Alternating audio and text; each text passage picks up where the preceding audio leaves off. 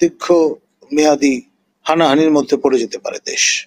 আবার যে সম্ভাবনাটির কথা বললাম, যদি পতিত সরকারের বা যারা ক্ষমতা হারিয়েছেন তারা যদি একটা গভর্নমেন্ট ইন এক্সাইল প্রবাসী সরকার গঠন করে বসেন, তখন দেশের লেজিটিমেসি সংকটও দেখা দেবে।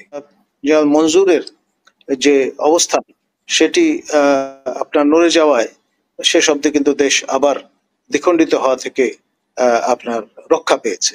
তা না হলে কিন্তু পরিস্থিতিটা হয়ে যেত জটিল। রাষ্ট্রের কর্ণধার ছিলেন, সেই অবস্থায় কিন্তু তাকে আপনার নির্মমভাবে হত্যা করা হয়েছে।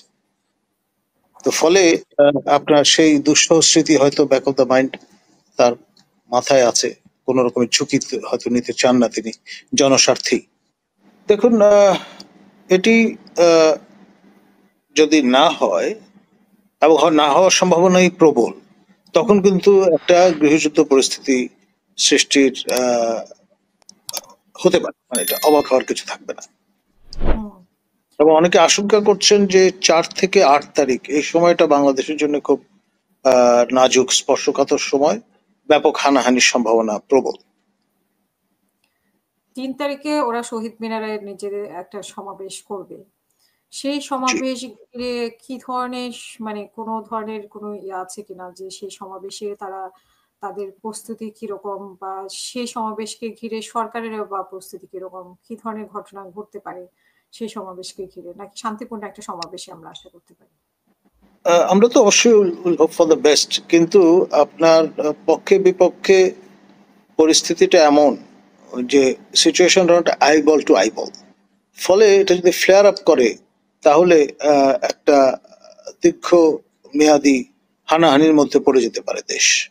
আবার যে সম্ভাবনাটির কথা বললাম, যদি পতিত সরকারের বা যারা ক্ষমতা হারিয়েছেন তারা যদি একটা গভর্নমেন্ট ইন এক্সাইল প্রবাসী সরকার গঠন করে বসেন, তখন দেশের লেজিটিমেসি সংকটও দেখা দেবে।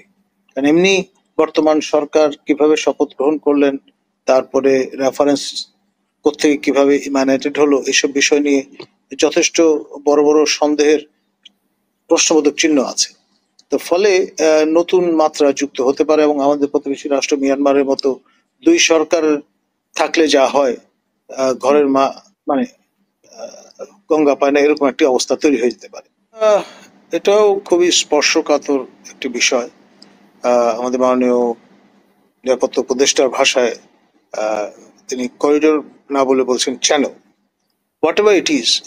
এটি যে আপনার একটা বোন অফ কন্টেনশন হয়ে দাঁড়িয়েছে। আমাদের দেশপ্রেমিক সশস্ত্র বাহিনী তাদের অবস্থান একরকম, আমাদের মাননীয় নিরাপত্তা উপদেষ্টা এবং তার সরকারের অবস্থান আরেক রকম।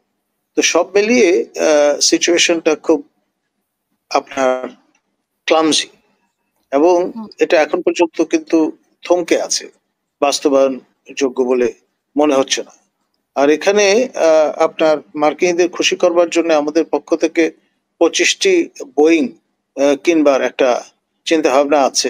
আমরা হয়তো ভাবছি যে মার্কিনীরা বর্তে যাবে 25টি বোয়িং কিনলে, ফ্রান্স বা ব্রিটেন বা অন্য দেশ থেকে না কিনে। কিন্তু বিষয় যেটি, সেটা মার্কিন বিবেচনায় 25টি বিমান নস্যি কোনো বিষয় না, এত বড় অর্থনীতির দেশ। সুতরাং আমরা যা কিছুই করি না কেন আপনার তাদের খুব একটা কিছু আসবে যাবে এমনটি আমি মনে করি না। দেখুন, আগস্ট মাস ইন এ ওয়ে আওয়ামী লীগের জন্য খুবই স্মৃতিবহ মাস, এবং তারা অবশ্যই এই মাসকে ঘিরে নানান রকমের কর্মসূচি গ্রহণ করবেন এবং ঘুরে দাঁড়ানোর চেষ্টা করবেন। আর সরকার কোন পর্যায়ে কি পরিমাণ ভাবে তারা সেটা হ্যান্ডেল করবেন, ট্যাকেল করবেন, সেটাই এখন দেখবার বিষয়। যদি গভর্নমেন্ট ইন এক্সাইল গঠন করার ঘোষণা আসে, তাহলে কিন্তু বল গেমটা হবে ডিফারেন্ট। দেখা যাবে যে দেশ কোন কোন অঞ্চলে তারা আপনার অবস্থান নিয়ে বসতে পারেন।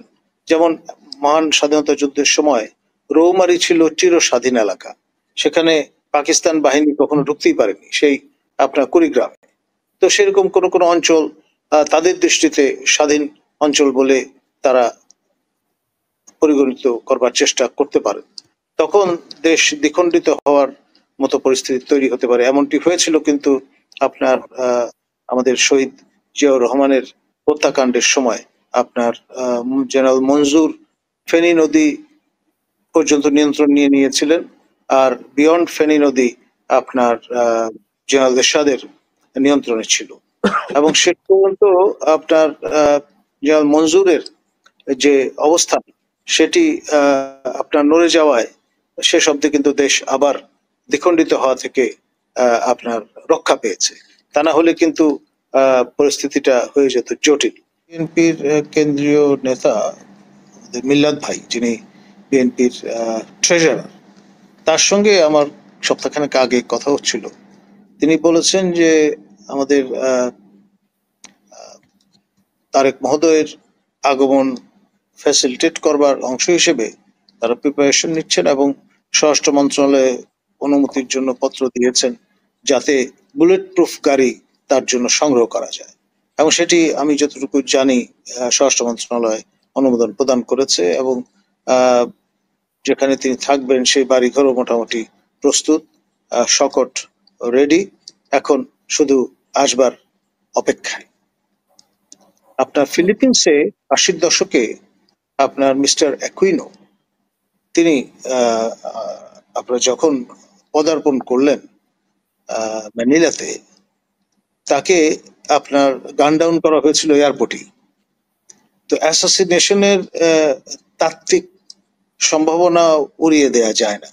তো সব দিক বিবেচনা করে উনি হয়তো সেই কারণে সময় নিচ্ছেন এবং তাতে আপনার দোষের কিছু নেই, কারণ জানে বাঁচলে বাপের নাম।